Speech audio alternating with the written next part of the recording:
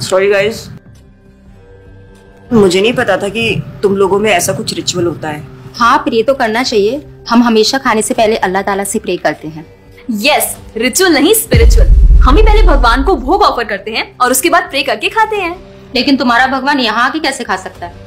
जैसे वो तुम्हारी दुआ कानों से सुन सकता है, वो वैसे ही यहाँ पर आके खा भी सकता है। भगवान का फॉर्म पर्सनल है। अगर वो कानों से सुन सकते हैं तो मुंह से आके खा भी सकते हैं। उनके कान और मुंह दोनों है। शालिनी, तुम प्रे नहीं करती खाना खाने से पहले? नहीं, लेकिन मेरे चाचा ने एक बार कहा था कि हमको वो गॉड ऑफ फूड को और फार्मर्स को थैंक यू बोलना चाहिए। You mean Annapurna Devi? What? God of food. Yes, हमें उन्हें थैंक करना चाहिए और साथ में फार्मर्स को भी। But I believe in watering the roots. देखो, हम हमेशा क्रिएशन को तो अप्रिशिएट करते ही हैं, लेकिन हम क्रिएटर को ना अप्रिशिएट करना भूल जाते हैं। अभी सोचो, पानी ना हो, हवा ना हो, उपजाऊ मिट्टी या धरती माँ ना हो, तो फार्मर क्या कर लेगा? So I believe that we should be thanking the Creator, the Lord, who is providing us with all the basic necessities. Point. अब तुम किस किस को थैंक करेगा? वैसे भी तुम्हारे 33 करोड़ तो देवी देवता है। बताओ, किस किस को थैंक करेगा तुम? और शांति, तुम बताओ, तुम किस गॉड को मानता है? मैं ऐसे किसी गॉड को नहीं मानती, लेकिन I think Shiva is a big god. See, I am very sorry, but आपने अपने वो बड़े भगवान का स्टोरी तो सुना होगा ना, जहाँ वो अपनी मरी हुई वाइफ को शोल्डर पर लेकर पूरे इंडिया का चक्कर लगा रहा है। अब तुम मुझे बताओ, जो गॉड अपनी वाइफ के मरने पे ऐसे कॉमन मैन की तरह रोता है, वो गॉड हो सकता है क्या? अच्छा, may be, I don't know much about this story, but he is very famous and north में तो राम जी भी बहुत फेमस है ना। उनका स्टोरी तो तुमको पता होगा ना, सबको पता है। उनकी वाइफ को रावण ले गया था। हाँ, पता है।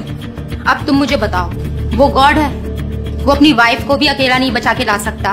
उसको अपनी वाइफ को बचाने के लिए भी वानर सेना की हेल्प चाहिए, और उस वानरों को भी तुम पूछता है। I am sorry. और गीता, तुम कृष्ण को मानती हो, और वो तो हर लड़की के साथ रासलीला करते रहते थे। ऐसा कैसा कैरेक्टर है गॉड का जिसे हर लड़की से प्यार हो जाता है? और वो खुद डर के अपना जन्मस्थान छोड़कर चले गए थे। गॉड को कभी डर लगता है क्या? और जिसे खुद डर लग रहा है, वो तुम लोग की हेल्प कैसे करेगा? शिट यार, this is so complicated and confusing. It is confusing because you are following the wrong path. It is very beautiful and sacred. I will show you the right path. Enough, Asifa. I know what you're trying to do.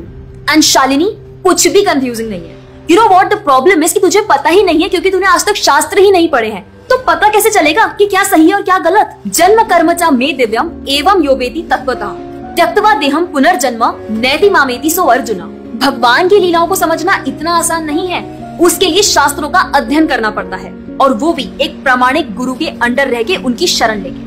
अब अगर तुमने शास्त्र पढ़े होते तो तुमको ये पता होता कि शिव जी ने जो इमोशंस उसमें दिखाए थे वो शोक नहीं, विरह था। विरह विरह दोनों सेम नहीं होते क्या? Let's start from the basics. शोक इज मटेरियल एंड विरह इज स्पिरिचुअल। शोक ना दुख की अनुभूति कराता है, whereas जो विरह है उसमें जो सेपरेशन की फीलिंग होती है ना, वो सुख का अनुभव कराती है। भगवान भगवत गीता में ना शोक करने वाले व्यक्ति को मूर्ख बताते हैं। गतासुन अगतासुंश्च नानुशोचन्ति Pandita. A wise man never laments for the living nor for the dead. Bhagavad Gita chapter 2 text 11। अपनों की मौत पे आंसू बहाना शोक है, लेकिन वहीं रामायण देखते देखते जो आंसू निकले ना, वो विरह है, विरह। और ऐसे विरह से हमारा भगवान के प्रति प्रेम बढ़ता है। तो जिस तरह से शिव जी ने विरह को दिखाया था, उसी तरह राम जी भी सीता मैया के जाने के बाद विरह में भटकते हुए रो रहे हैं। और यही नहीं, सीता देवी इतनी प्योर है ना कि उन्हें राम जी के अलावा कोई टच भी नहीं कर सकता था। रावण जिनको लेके गया था वो छाया सीता देवी थी। असली सीता देवी तो अग्नि में समा गई थी, और वो अग्नि परीक्षा के वक्त बाहर आई थी। और आसिफा, तू क्या बोल रही थी? भगवान राम को अपनी पत्नी को बचाने के लिए वानरों की मदद लेनी पड़ी थी। I mean, God is all powerful, right? हाँ, I mean, वो अकेले भी तो मार सकते थे ना। यार शालिनी, अगर तूने कभी रामायण पढ़ी होती तो तुझे पता होता, जब खर और दूषण आए थे अपने 15,000 ऐसे दानवों के साथ जो इंसान को खा जाते थे, उन सब के साथ राम जी ने अकेले बिना किसी की हेल्प के उन सबके चिथड़े उड़ा दिए थे। अब ऐसे राम के लिए रावण को मारना मुश्किल है क्या? हाँ, लेकिन बाद में वानरों की हेल्प क्यों ली? उनको अपनी सेवा में लगाने के लिए, उनकी ग्लोरीज बढ़ाने के लिए। अरे उन्होंने तो एक छोटी सी गिलहरी तक को अपनी सेवा में लगा लिया था। What? कभी पढ़ा हो तो पता हो ना। खैर, और हम हनुमान जी की पूजा इसीलिए करते हैं क्योंकि भगवान तक पहुंचने का रास्ता उनके भक्तों की सेवा है। जब भगवान देखते हैं कि मेरे भक्तों का गुणगान हो रहा है या कोई सेवा कर रहा है तो वो बहुत खुश होते हैं। जैसे मैं तेरी मॉम के सामने अगर तेरी तारीफ करूं तो वो खुश होती है ना। पॉइंट। इसी तरह भगवान हमसे खुश होते हैं जब हम उनके भक्तों की सेवा करते हैं, पूजा करते हैं। और रही बात 33 करोड़ देवी देवता की, आसिफा तो मुझे ये बता, what is your favourite genre in movies? Psychological thriller. और शालिनी तेरी? Romantic and comedy. एग्जैक्टली। जैसे हर किसी का अपने नेचर के अकॉर्डिंग फेवरेट जॉनर होता है, वैसे ही भगवान ने हर किसी के नेचर के अकॉर्डिंग व्यक्ति के लिए उसके नेचर के अनुसार वेद और पुराण दिए हैं। और उन्हीं पुराणों को फॉलो करके लोग अपनी देवी देवता की तरफ अट्रैक्ट होते हैं। और ये सभी देवी देवता भगवान की ही सेवा कर रहे हैं। जैसे रोशनी के देवता सूर्यदेव, हवा के देवता वायुदेव, बारिश के देवता इंद्रदेव। जैसे एक सरकार चलाने के लिए इतनी सारी पोजीशंस होती हैं, वैसे ही इस पूरे ब्रह्मांड को चलाने के लिए अलग अलग देवी देवताओं की जरूरत पड़ती है।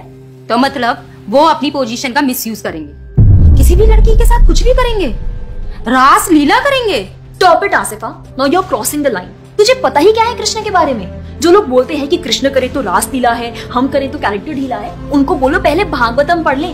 ठीक रास लीला से पहले भगवान ने गोवर्धन उठाया था। उनको बोलो पहले जाके गोवर्धन पर्वत उठाए। पैदा होते ही पूतना को मारा था, बच्चे से एक मच्छर नहीं मारा जाता। When he was crawling, मुख में ब्रह्मांड दिखा दिया था। तू अपने मुंह में अपना ये हॉस्टल ही दिखा दे आसिफा।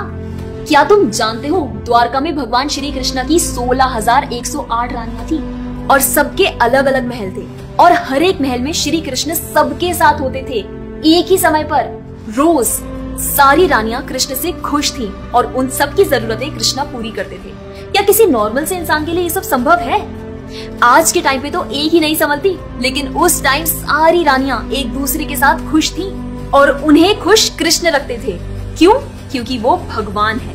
और रही बात ब्रज की गोपियों के साथ रास लीला करने की, तो इतना जान लो कि रास लीला के टाइम पर करोड़ों गोपियां थी और कृष्ण पूरे टाइम हर एक गोपी के साथ मौजूद थे और उनके साथ डांस कर रहे थे एक टाइम पे करोड़ों गोपियों के साथ। ये सब बहुत डीप लीला है और ये सब तभी पता चलेगी जब साधुओं के संग में रह के शास्त्रों को पढ़ा जाएगा। हवा में तीर चलाने से या सुनी सुनाई बातों पर यकीन करने से कुछ नहीं होने वाला। और रही बात अपने भक्तों को बचाने की, तो भगवान ने तो अपने भक्त परीक्षित महाराज को गर्भ में बचाया। 5 साल के प्रहलाद महाराज के लिए नरसिंह अवतार लेकर आए और उनको बचाया।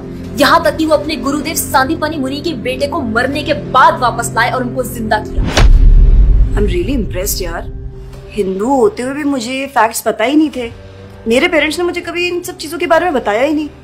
हाँ, पेरेंट्स की तो गलती है, लेकिन हम भी तो वही कर रहे हैं जो उन्होंने किया। We are not learning about our culture, not reading Ramayan, Mahabharat और भगवत गीता।